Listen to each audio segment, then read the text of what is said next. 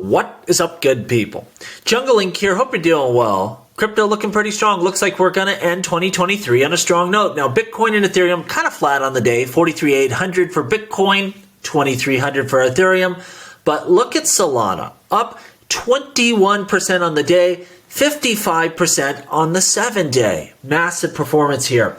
And Solana's not one of my favorite blockchains. I don't own any. You can roll back the tape. I'm just not a big fan. But I want to point out this comment because I think it's an error in thinking that a lot of people have out there.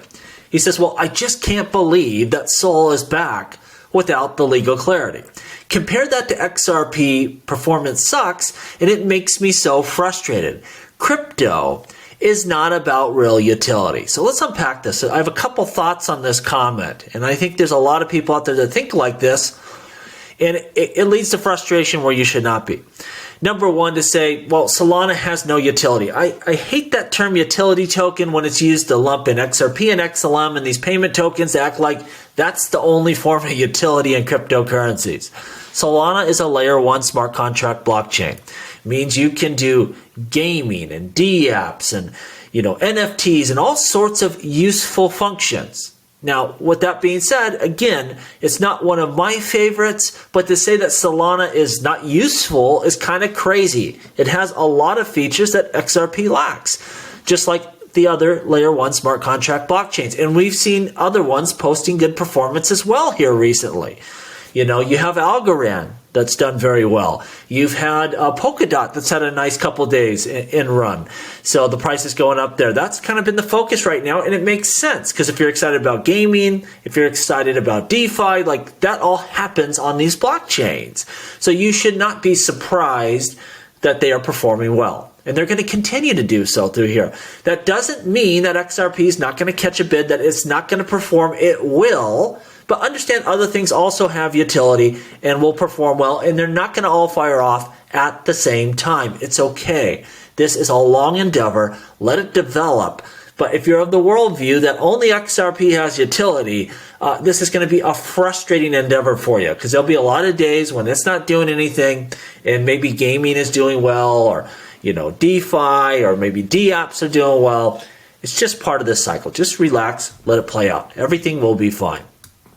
Now, I covered this in a full video, but I want to go back to this to admit a mistake of mine. We see that Stuart Alderati, legal chief, unveils SEC's settlement offer before the 2020 lawsuit.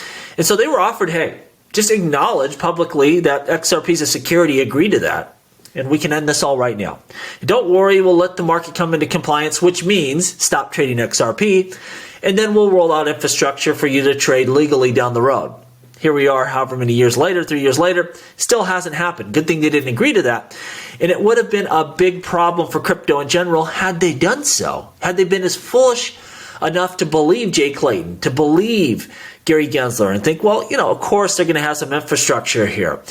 And where I have to admit I was wrong, I kept saying, look, it's how Ripple's selling it. That's all they care about. They don't care about the token.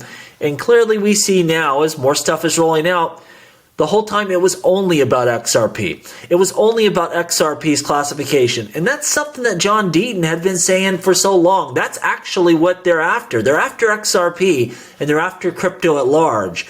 And I was on the contrary side of that. And I said he was wrong. And I guess we should listen to the attorneys. Maybe they know something, right?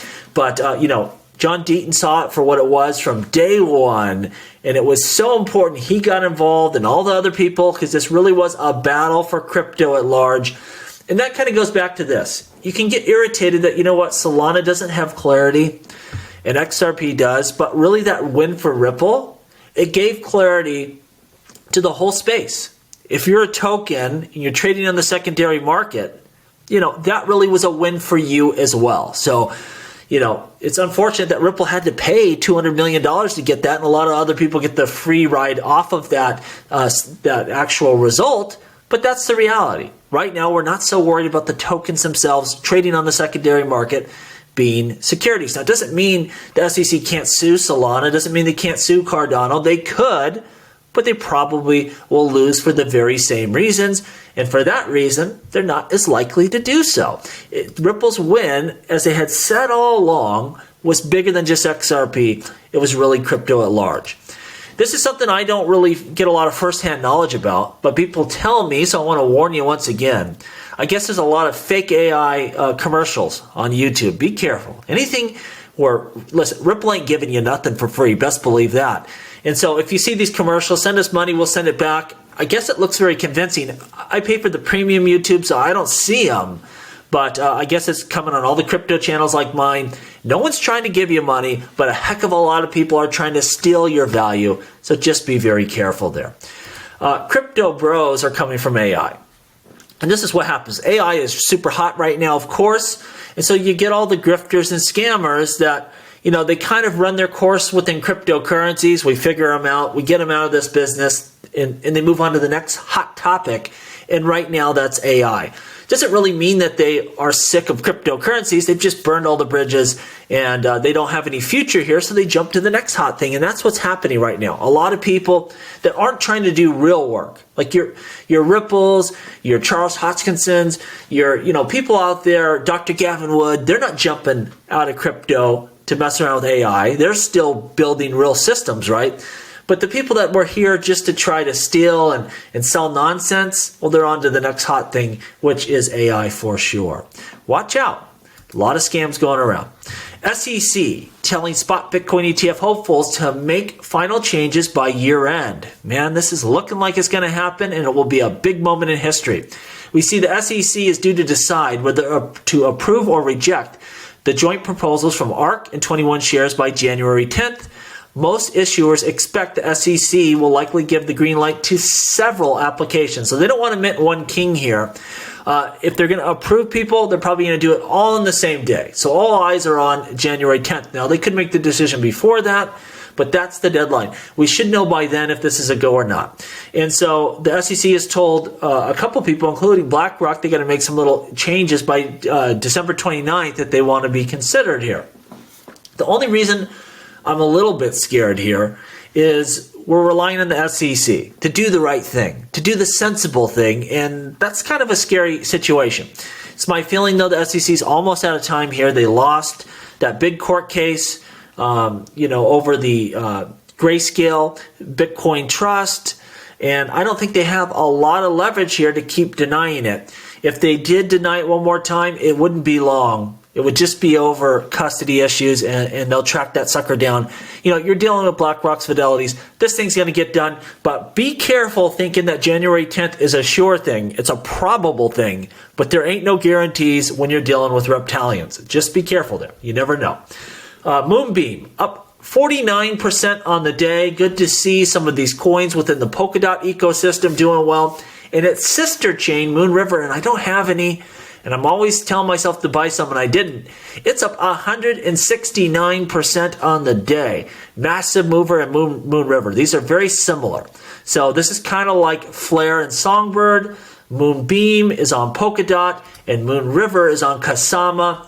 And again, you see big performers. What are these? Well, they're layer 1 smart contract coins. Big move by Moon River. Don't have any. Do have Moonbeam. Glad to see that doing well also. Lastly, we see Raoul Pal saying in 2024 he expects Ethereum will outperform Bitcoin. And so I want to get your opinion on that. What do you think? Because, they are so close in value right now. What are we at? About 3x for Bitcoin over Ethereum. I don't see it. I don't think that Ethereum is going to outperform Bitcoin. And if it does, I don't think it'll be by much. I don't see Ethereum catching Bitcoin. But a lot of people are telling me I'm wrong, because Ethereum has so many different value propositions, whether you're doing NFTs, DeFi, things of that nature. They may be right, but my issue is this. As people start using Ethereum, it'll get way too expensive, way too slow to use, and that's going to spill over into Ethereum Layer 2, and it's going to go over to the other Layer 1 smart contract chains, things like Solana, things like Cardano, things like Polkadot.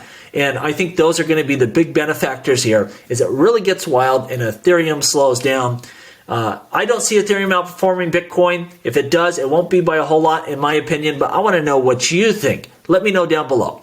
And as always, please like, please subscribe. The revolution will be televised right here on Jungle Link.